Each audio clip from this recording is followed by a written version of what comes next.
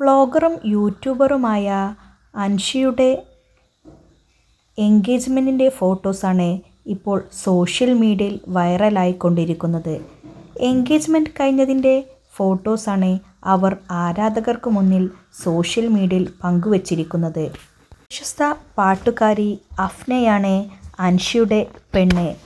നമുക്കൊരു വീഡിയോ കണ്ടു നോക്കിയാലോ?